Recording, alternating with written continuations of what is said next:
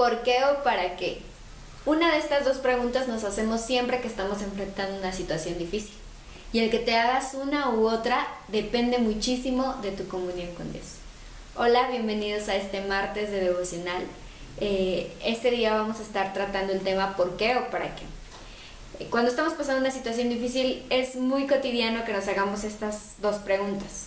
Alguna de estas dos. ¿Te has preguntado por qué estamos pasando por la situación en la que nos encontramos? ¿O no encuentras el sentido a esta situación, los motivos o aquello que nos haya llevado a vivir esto? ¿Por qué o para qué?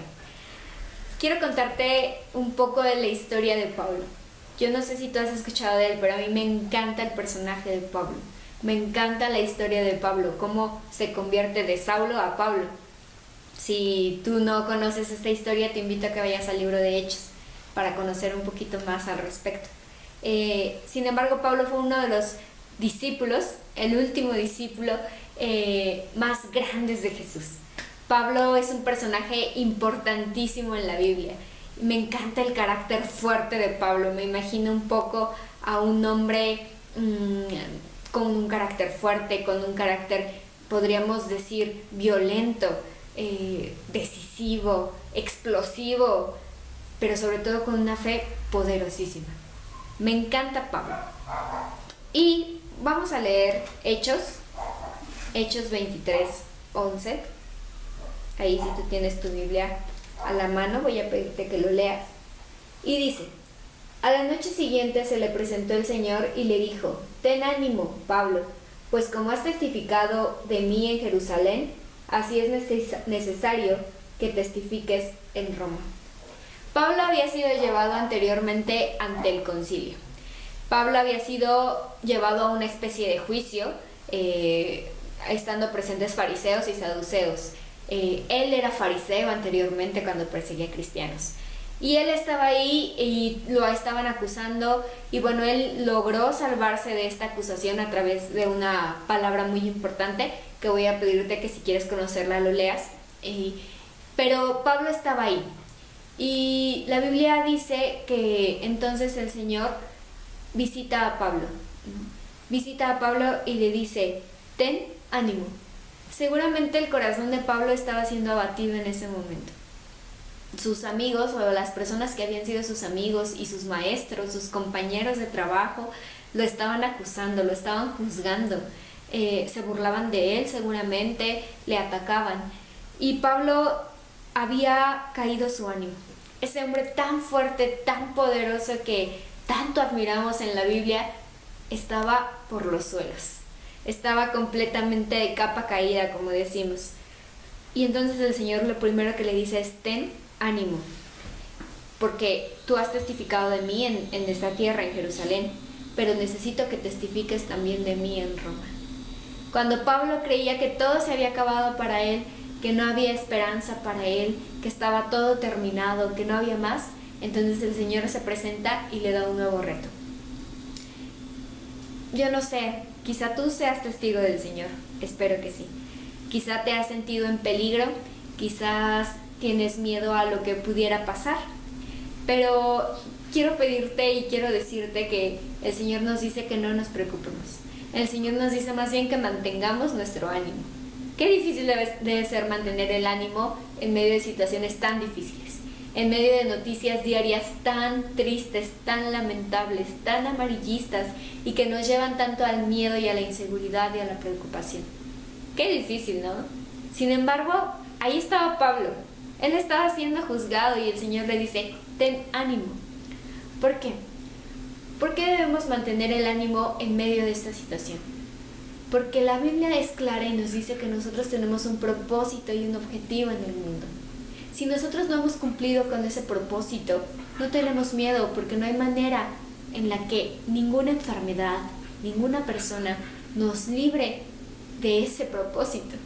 Nosotros debemos de cumplir con ese propósito. No estamos en peligro.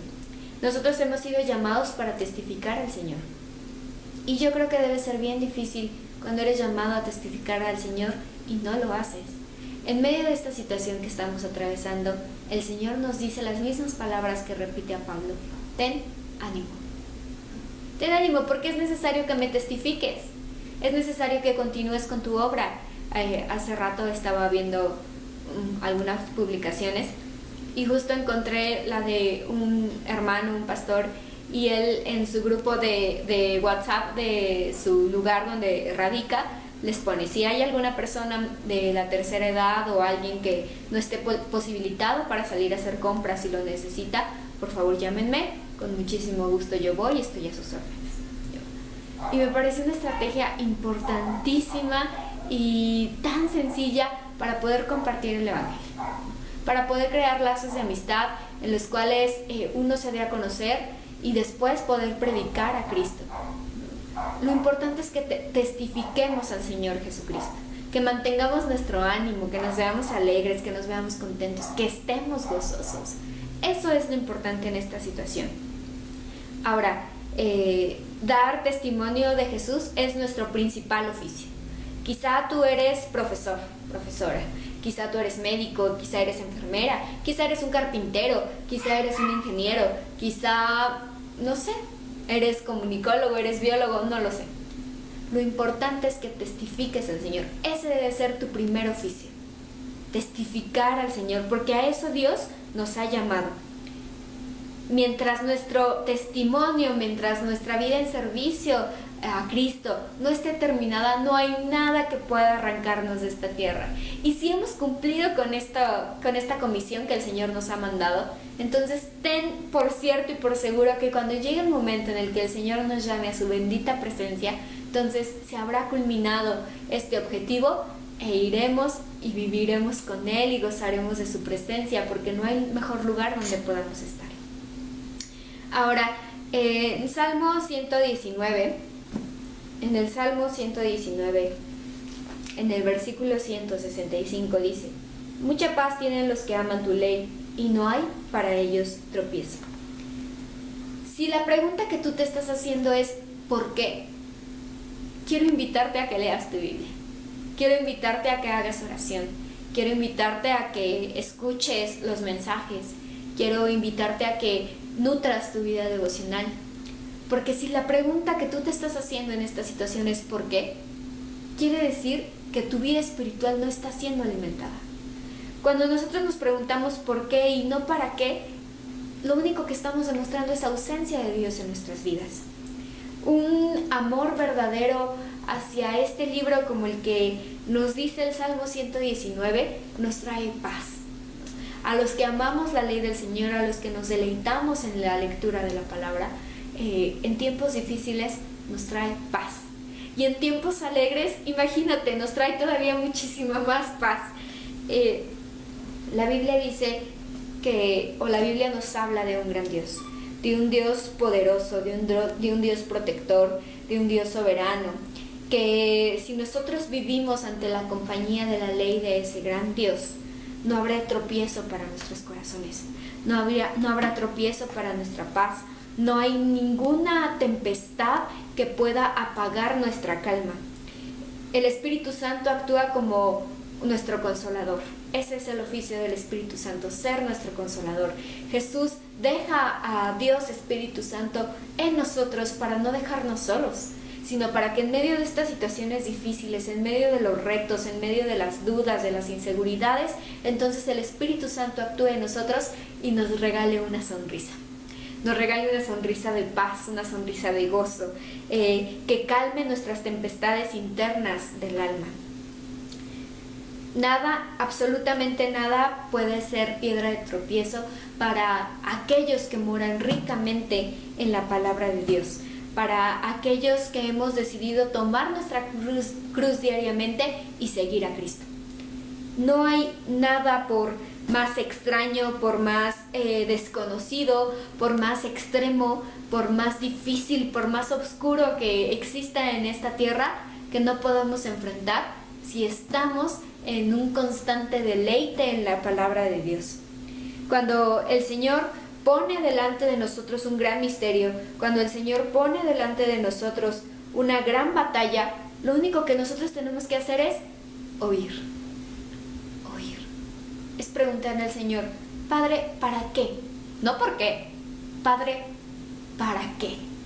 ¿Para qué estás permitiendo esta situación? ¿Para qué me estás permitiendo vivir esta situación?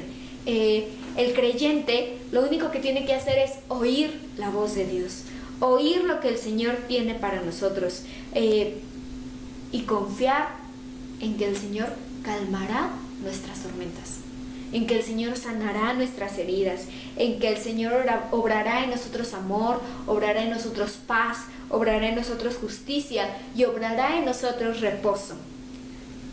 El Señor nos está llamando a testificarle en esta hora de angustia.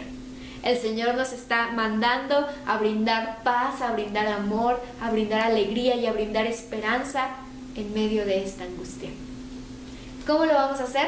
A través de su palabra. He leído que la Biblia está agotada, que las empresas productoras, las casas editoriales que producen este libro se han visto en la necesidad de decir: nuestro producto está agotado, ¿no? Y qué bonito es que en este momento de dificultad la gente busque a Dios, busque al Dios en la Biblia. Qué bonito es. Pero ojalá esto no sea solamente mientras pasa esta situación. Ojalá sea para siempre.